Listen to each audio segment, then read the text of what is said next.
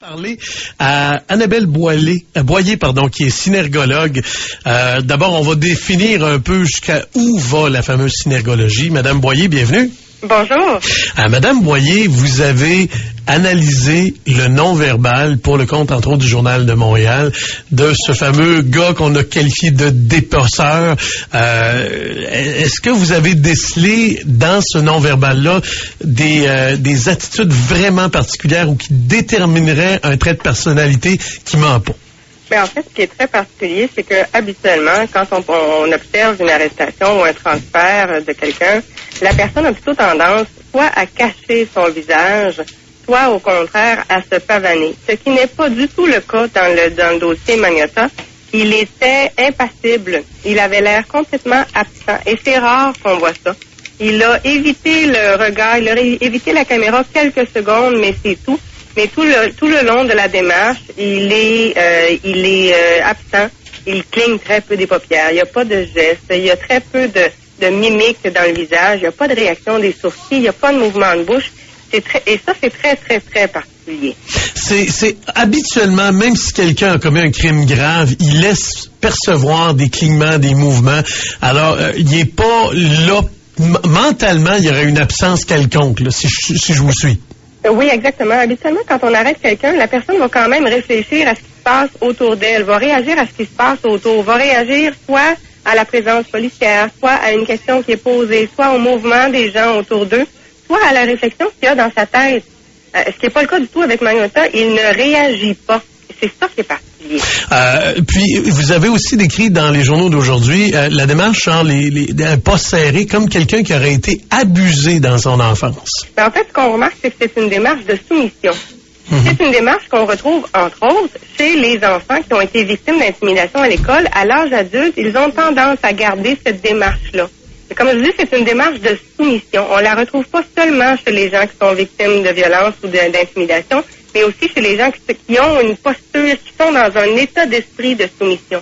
Il faut se rappeler que M. Magnotta, au moment des images, venait de passer plusieurs heures dans l'avion entouré de policiers. Il est dans un contexte où il ne peut pas vraiment nier ce qui s'est passé. Il s'est filmé lui-même. Donc, il n'est pas en position de se défendre. Là, il est pris au piège, là. Puis, comment est-ce que vous voyez ça, qu'il y a une démarche de soumission? C'est quoi les distinctions? Ben, en fait, la démarche qu'on peut regarder, si vous regardez les images, les deux pieds sont assez rapprochés. Les gens qui ont une démarche assurée vont avoir tendance à avoir les pieds minimalement à la largeur des hanches ou un peu plus. Lui, il est à l'intérieur de la largeur des hanches. Les deux genoux sont presque collés quand il marche. Les deux pieds sont vraiment vers l'avant, sont pas ouverts vers l'extérieur. La pointe, les orteils, là, tournent pas vers l'extérieur. Ça, c'est vraiment pas courant. Dans la vraie vie, on marche pas comme ça, collé comme ça. Exactement. Vous nous dites exactement ce qui est vrai. Et habituellement, notre démarche, naturellement, va se modifier en fonction de notre état d'esprit. La même personne n'aura pas la même démarche, par exemple, si vous êtes d'une journée très, très déterminée, le lendemain, vous êtes fatigué, puis il n'y a rien qui vous tente, votre démarche va en être affectée. Mais la démarche qu'il a, lui, à ce moment-là, correspond, comme je vous dis, à un état de soumission. Est-ce que quelqu'un qui est synergologue comme vous peut être appelé des fois dans ce genre de procès-là à aller dire, exemple, en cours à des gens, ce gars-là est pas là, il peut pas être criminellement responsable parce que physiquement, tous les indices prouvent que la personne n'est pas là mentalement. Ça peut être utilisé à l'occasion? En fait, là où on intervient, je pense entre autres au SPVM, on a 15 enquêteurs qui ont eu une formation en synergologie. Là où on va intervenir, c'est avant ça. Okay. Dans les interrogatoires, entre autres, dans les questions qu'on va poser aux témoins, justement dans toute l'analyse des vidéos avant. On va aider les policiers plus dans le travail qui se fait avant.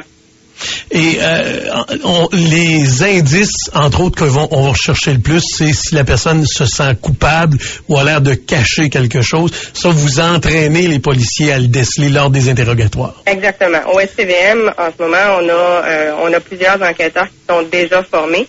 Et on a des synergologues, je pense, entre autres, naturellement, à Philippe Turchet, qui est le grand patron de la synergologie, et Christine Gagnon, qui est une grande synergologue aussi, qui sont en train de former des policiers, mais aussi des avocats et des juges. Donc, pour les familiariser avec la synergologie. Vous savez que le biélographe ou les détecteurs de mensonges sont pas acceptés parce qu'il paraît que des gens réussiraient à les contourner ou généralement en cours, c'est pas accepté en preuve. La synergologie, jusqu'à quel point ça peut être une science exacte ou quelqu'un de complètement tordu ou intelligent pourrait peut-être détourner lors d'un interrogatoire en cachant ou peut-être en connaissant les trucs qu'on laisse paraître, qui pourraient réussir à les cacher. Est-ce qu'il y a des gens qui sont capables de berner un synergologue? Il y a toujours des gens qui sont particulièrement bons menteurs. On dit qu'un détecteur de mensonges va être efficace à 80%. Nos meilleurs synergologues sont efficaces à 90%. Oh wow, ça serait plus que... Oh oui? Oui, vous vous asseoirez un jour avec Philippe Turchet, c'est assez impressionnant. Okay. Mais c'est sûr qu'il y a toujours des gens qui sont d'excellents menteurs. C'est pour ça d'ailleurs que la 3e année du programme de formation de synergologie, parce que ça dure 3 ans la formation, la 3e année, c'est sur la détection du mensonge. Faire la distinction, entre autres, entre le malaise et le mensonge. Parce que ça se peut que durant une conversation, on soit pas tout à fait à l'aise avec le sujet, avec la personne qui est avec nous, avec les lieux dans lesquels on est, avec ce qui s'est passé le matin même dans la journée. Donc, c'est ça qu'on apprend à détecter. Je me pose une question, c'est un peu légale, c'est que on dit toujours, la personne a le droit de dire « je ne parlerai qu'en présence de mon avocat ». Donc, en gardant le silence, elle permet de cacher son jeu. Sauf que, si elle est en présence d'un policier formé avec 3 ans de synergologie, lui, il sait que la personne ment. Il peut, juste par le non-verbal, voir tout ça, garder ça sur bande vidéo, puis dire « regardez, la personne nous a rien dit, mais on a tout vu ». Jusqu'à quel point, quand quelqu'un dit « non, je parlerai pas », on doit avoir un devoir de retenue pour la synergologie? En fait, vous savez, la synergologie, c'est la recherche de l'authenticité. Donc, ce que le synergologue cherche à faire, c'est essayer de favoriser la communication. Amener l'autre à être à l'aise pour parler. Mais c'est sûr que quand on voit que l'autre n'est pas à l'aise de parler, l'objectif, c'est pas de le forcer. C'est sûr que dans un contexte d'interrogatoire de police, le policier qui se rend compte que la personne ment en avant de lui va revoir naturellement ses questions, mais il va se poser beaucoup de questions aussi. Mais vous savez, les enquêteurs de police sont particulièrement bien formés pour poser les bonnes questions. OK. Donc, la synergologie est un outil supplémentaire. Mais vous regarderez faire un enquêteur de police, c'est assez impressionnant, la façon et la finesse qu'ils ont pour poser les questions. Donc, les questions sont prévues dans un cadre précis. Il y a des listes. Les gens sont formés et pour savoir la façon et la question à poser et voir la réaction non verbale. Puis, jamais j'aurais cru qu'il y aurait une aussi longue formation. Moi, je pensais que c'était plus une science quasi ésotérique, mais là, vous me dites jusqu'à quel point c'est poussé. Puis, au niveau, entre autres, du SPVM, il y en a plusieurs. Est-ce qu'en région, comme par exemple, nous, on est au Saguenay, est-ce qu'il y a des policiers formés avec ces fameuses formations de 2-3 ans là en synergologie? Des synergologues, en fait, on en a plusieurs qui sont un peu partout à travers le Québec. Ça, vous pouvez vérifier avec l'Association québécoise de synergologie. Eux peuvent vous dire où sont situés partout les synergologues. On en a dans plusieurs régions. Il y a des formations qui se donnent d'ailleurs en ce moment et à Montréal et à Québec. Il y en a même qui se donnaient à Trois-Rivières. Et si je me souviens bien, il y en avait même qui se donnaient à Drummondville. Donc, ça se promène un peu partout. Naturellement, on a Philippe Turchet et Christine Gagnon qui donnent énormément de formations. Christine est d'ailleurs en train d'en donner une à l'heure où on se parle. Donc, il y a des gens un peu partout là qui sont formés. Et Philippe a formé aussi des gens en France, en Belgique, au Sénégal, pas au Sénégal, mais en Espagne, au Maroc. Donc, ça se répand beaucoup, là. Sans entrer trop dans les détails, on est trop curieux, c'est vendredi, on aimerait ça savoir, là, c'est quoi supposons que j'arrive à la maison, je veux savoir si quelqu'un me ment, ou pour le bénéfice des auditeurs, c'est quoi, regarde d'en bas, cligne des yeux. Hier, il y a quelqu'un qui a étudié en psychologie, j'avais un peu d'allergie, on était sur une terrasse, je me gratte le nez, elle dit, je sais que tu me crois pas, tu te grattes en dessous du nez. Je dis, non, c'est pas, je suis allergique, ça n'a rien à voir. C'était tellement drôle. J'ai dit, non, je te crois. Mais oui, se gratter en dessous du nez, c'est-tu vrai, là, ou? En fait, c'est qu'il y a une façon de gratter le nez qui est particulière, mais il faut savoir qu'en synergologie, je ne sais pas si vous connaissez l'émission Lie to Me. Oui. L'émission américaine, souvent, c'est ce qu'on voit, on voit le Dr. Lightman qui prend un signe, puis à partir d'un signe, il fait toute une déduction. En synergologie, on considère qu'il faut voir 8 signes en même temps pour faire notre analyse. Eh mon Dieu! Donc, ça peut pas être, la personne est en train de me cligner des yeux, c'est cligner des yeux en regardant. Donnez-moi un exemple, mentir, par exemple. Bon, par exemple, mentir, ce qu'on pourrait observer, la main gauche qui disparaît, qui s'en va en dessous de la table. une crispation au niveau du cou, la tête qui penche un petit peu à droite, la tête qui s'oriente, qui tourne un peu pour que la personne me regarde davantage avec son œil droit, une crispation au niveau de la mâchoire, la personne qui frotte son nez, mais vraiment de la narine droite vers la narine gauche, une crispation au niveau des épaules, des pieds qui seraient pas tout à fait bien positionnés au sol, qui seraient un peu décalés. Une posture où la personne serait assise, par exemple, plus vers l'arrière sur la fesse gauche. Donc, il y a les items de mensonge, on en a 45. Mm-hmm. Ça prend combien de temps avant d'être capable de voir plusieurs signaux comme ça en même temps? Ben, je vous dirais que la première année, c'est un peu, c'est comme pour n'importe quelle discipline, on a l'impression qu'on va devenir fou. La première année, ce qu'on apprend, c'est justement à regarder la démarche, la posture, la position sur la chaise, les mouvements de la tête, le cadran du regard, des choses comme ça. La deuxième année, on va apprendre, par exemple, les mouvements des mains, les démangeaisons, les mouvements de la bouche, les mouvements de la langue, la façon d'essuyer une larme, le sourire, la façon de jouer dans les cheveux, la façon de déplacer un objet. On va apprendre naturellement tous les mouvements les croisements de bras, les croisements de jambes, toutes les petites crispations qu'on peut avoir dans le visage, toute la façon qu'on a de déglutir, la dilatation des pupilles. Donc, il y a énormément de choses qu'on va analyser là, en même temps.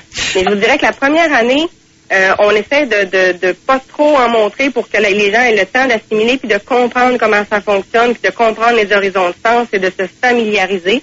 La deuxième année, il y a un peu plus de matière. La troisième année, là, on rentre vraiment dans quelque chose de beaucoup plus difficile au niveau de l'analyse. Au bout des 3 ans, quand on a réussi les 3 examens et qu'on a déposé un rapport d'observation, à ce moment-là, on est synergologue. Mais on continue, on a des formations continues après ça. Ça a l'air tellement intéressant. Je suis sûr que du monde nous écoute. Hey, j'irai étudier là-dedans. Est-ce que c'est une formation universitaire? Est-ce que...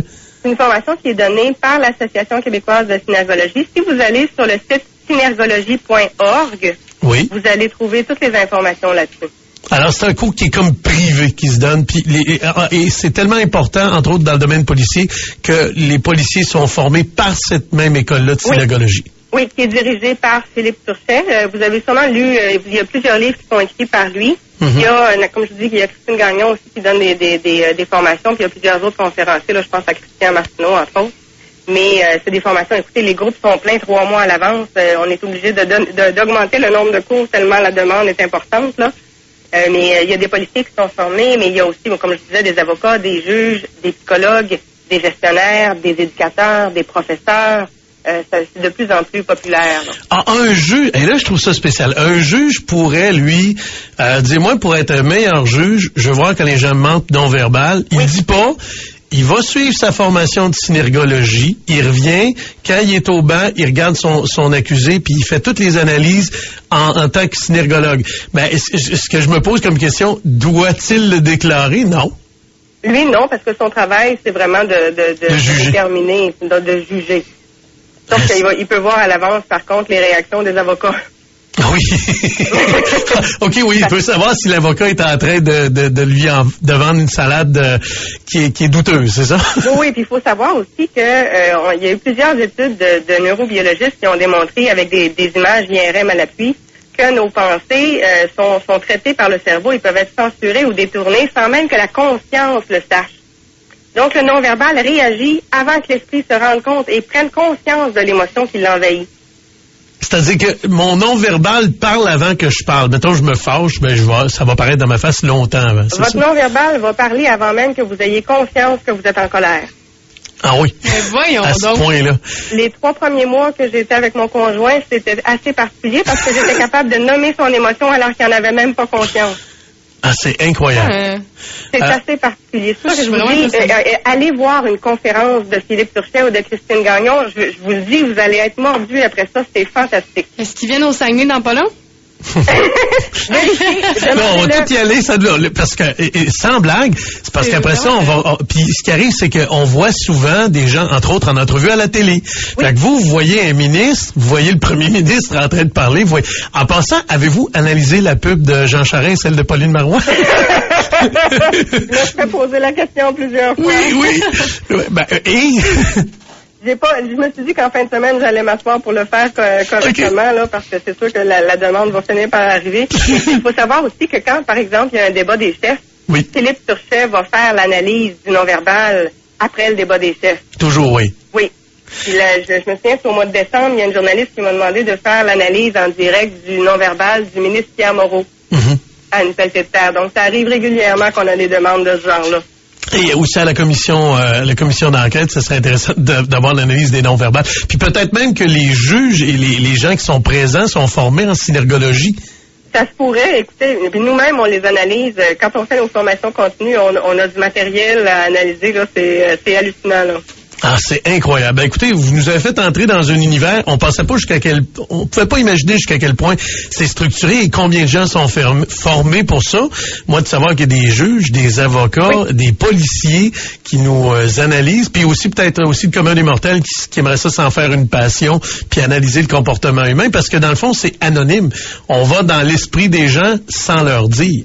Ben, en fait, ce qu'on fait, c'est qu'on lit le non-verbal. Je peux vous dire que vous êtes en colère. Pour quelle raison vous êtes en colère, ça vous appartient. Je peux vous dire que vous avez de la peine. Pour quelle raison, ça vous appartient. Par contre, moi, je fais du coaching de gestionnaire. C'est sûr que quand je me rends compte que la personne en avant de moi est dans une situation où il y a de la colère, puis qu'en arrière de ça, il y a de la tristesse, c'est sûr que je vais modifier ma façon de parler, mon approche, pour amener la personne à être capable de ventiler. Puis aussi, il y a aussi des signes qui sont tellement évidents que tout le monde s'en rend compte. Et comme les trucs de fermeture, comme jamais arriver dans une entrevue pour une job, les bras tout le temps croisés, c'est un signe de fermeture. Ça, à peu près tout le monde, à moins qu'on se trompe, les bras croisés, c'est toujours signe de fermeture, c'est ça? C'est un signe soit de fermeture ou de retour sur soi. Okay. Quand on a besoin d'être, par exemple, un peu dans notre bulle, c'est une façon aussi de le faire, là. Puis, donc, c'est pas nécessairement une fermeture, ça peut être simplement, comme je vous dis, un retour sur soi, un peu de repli, une façon de revenir dans notre bulle. Ah, puis évidemment, il doit y avoir aussi les regards, juste les regards, juste quand on jase avec quelqu'un, qu'on regarde la personne un peu dans les yeux, on peut lire des trucs dans les yeux, c'est incroyable, même si on n'est pas synergologue. Puis là, on parle pas de position de tête, juste dans les yeux, on sent des trucs. Ben, vous savez, souvent, ce qui amène les gens à suivre un cours de synergologie, c'est souvent qu'avant, durant des conversations, il y avait des feelings. L'impression que la personne ne dit pas tout à fait la vérité. L'impression qu'il y a quelque chose qui n'est pas tout à fait clair dans la conversation, dans la communication. Et c'est ce qui amène les gens à vouloir pousser plus loin pour mieux comprendre c'est quoi les feelings qu'il y avait. Écoutez, on a eu la chance d'entrer dans un univers qu'on trouve très fascinant. C'est pas seulement des émissions de télé, ça arrive dans la vraie vie que les gens sont formés pour ça. On va mettre, nous autres, dans le kickradiox.com et plutôt dans le Facebook de Kick Radio X dans les prochaines minutes, le lien vers l'association de synergologie. Est-ce que des fois, des gens qui publient des analyses gratuitement, il arrive quelque chose, puis les gens disent, bon, on est une gang de synergologues, puis on se fait un groupe Facebook, puis on a analysé Jean Charest après-midi. Ça se fait-tu, ça? Y a-tu des... Oui. Sur le site synergologie.org, vous allez voir des articles, entre autres, de Philippe Turchet. Ah oui? Alors, oui, puis quand il y a eu l'histoire du monsieur là, qui était accusé d'avoir possiblement agressé une dame aux États-Unis là, qui était femme de chambre, là, qui avait fait une analyse. Si vous allez sur le site en ce moment, il y a une petite vidéo avec Barack Obama. Il y a plein de choses. C'est vraiment très intéressant. Écoutez, c'est formidable, intéressant. Merci d'avoir accepté de nous parler. Puis on vous suivra dans les prochaines analyses que vous allez faire, entre autres celles que vous avez faites pour le compte du Journal de Québec et de Montréal au cours des dernières heures. On invitera les gens à aller lire l'article. C'était fort intéressant. Parfait, je vous remercie beaucoup. Merci beaucoup. Merci. Annabelle Boyer, qui est synergologue. Hey, Joanie, t'étais très, très fière d'aller chercher cette entrevue-là, mais c'est capoté. C'est beaucoup plus que je pensais. C'est tellement intéressant, Pierre-Yves. Là. Ben, moi, ça me fascine. J'aurais jamais cru. Ça va te servir n'importe quand, là. Ben, je sais, mais c'est parce que des fois, t'aurais le goût, tu sais, même quand quelqu'un qui s'est souvent fait tromper en amour, ou qui est pas heureux dans sa vie, ou qui je pense que n'importe quel patron, ou n'importe quel employé devrait avoir ça pour voir si son patron ou son employé lui-même. Mettons que tu as beaucoup d'employés dans une business, là. C'est qui le menteur? C'est qui l'a fait? Un prof. Un prof à l'école. Le bordel est pogné dans la classe à cause qu'il y a un petit maudit qui fait des mauvais coups. Ça peut être utile à n'importe qui, ça. Ouais. C'est vraiment trippant. Ah, c'est vraiment, écoute, un univers. Oui. Même en soins infirmiers, nous en montrait un petit peu. Là. Ah ouais? Ouais, communication thérapeutique, est-ce que je me souvienne, on nous en montrait un petit peu. Parce que souvent, ben, tu sais, on avait les bras croisés, tout ça, les jambes, puis, tu sais, pour parler avec les clients à l'hôpital, souvent, ouais, ils nous en parlaient. OK. Je pensais un cours là-dessus, un cours de 2 heures là-dessus, là, pour regarder ça en gros, en long et en large, là, tu sais, c'était rapide, mais ça sert dans le milieu de la santé. Ça sert dans le milieu de la santé aussi. Ben, regarde, 3 ans de cours mais moi, j'en viens pas que, tu sais, quand tu dis, vous pouvez garder le silence, mais le gars qui est en avant de toi, il est formé là-dedans, fait qu'il a tout vu dans ton jeu, puis le juge, t'es devant un juge, tout ton non-verbal transparaît, on le sait pas, mais les juges en prennent des cours de 3 ans de synergologie. Là, ça va loin. Incroyable. Et Il y a des livres pourquoi de pas ça le aussi, jury? Bon. Ben, un jury, t'es 12 jurés, tu dis, on va faire une petite formation pour faire le non-verbal du gars qui est de l'autre bord. Hey, il y a vraiment quelque chose à faire Mais là-dedans. tu sais, si t'attends pas de faire 3 ans de formation, là, tu peux lire les livres. Moi, je n'ai déjà feuilleté un, là, puis c'est vraiment trippant. T'apprends tellement des affaires. Ouais, les gars de poker, ils lisent ça aussi.